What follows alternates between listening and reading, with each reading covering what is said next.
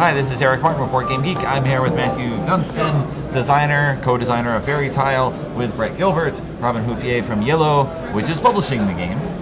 And Matthew, hopefully, can tell us how to play. Hopefully, who knows?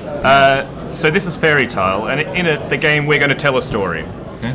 So we have a number of cards here. So these all have individual artwork, and if you put them all together, in fact, you'll tell a grand story about what's happening in this kingdom. A story between a knight, a princess, and a dragon. Okay. And in the game, we're essentially racing to tell our own version of the story as quickly as we can. So at the start of the game, each player, you'll essentially deal out this deck evenly amongst all the players. Mm-hmm. So you'll have a face-down pile of cards in front of you, and you can look at the top card of your deck secretly. Okay. And on the card is a requirement. Oh, yeah, sorry. Is a requirement, so this is in French, but it's essentially telling you that you need to get something to happen in the fantasy realm for you to achieve this part of the story. Okay. So, for example, this, I believe, says that the dragon needs to see the princess and the knight. Yes. Oh, my French is just that good. So, in this means, so to see, it needs to be in a straight line. Right. So the dragon right now actually can't see either of them.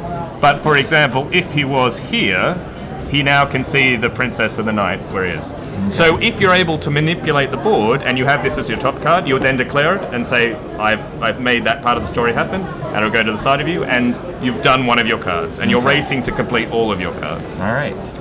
And how you play is very simple. You do really one of two types of actions. Either you further the board, the realm, or you skip a card. Okay. So furthering the realm is either adding a tile, so you just take the top tile and add it however you want. It just has to border the kingdom, and you can't, with actually slightly, should be like this, I think. Yep. So that you can't break up rivers, so I can't do that, for example, but I could do this, for example. Or you can move a character, and each of the characters moves in their own way. Okay.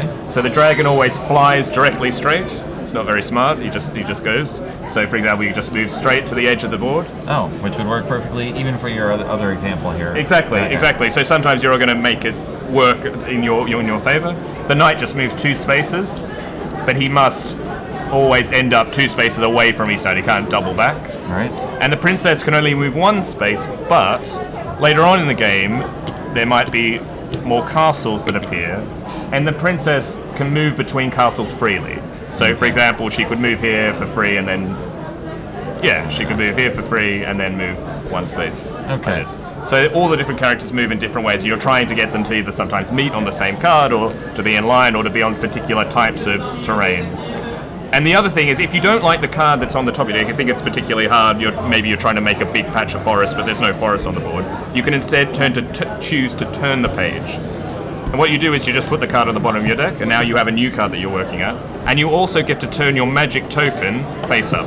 Okay.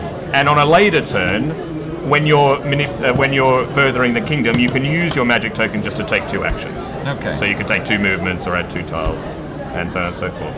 And that's the game. It's first to complete all their cards wins. Okay. All right. And it's got really beautiful art from. As you cycle through, of course, you know what's coming.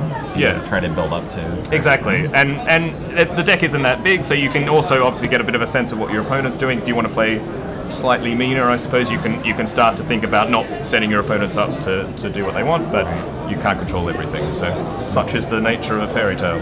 All right. Or a fairy tile. Thank you, Matthew. No more puns.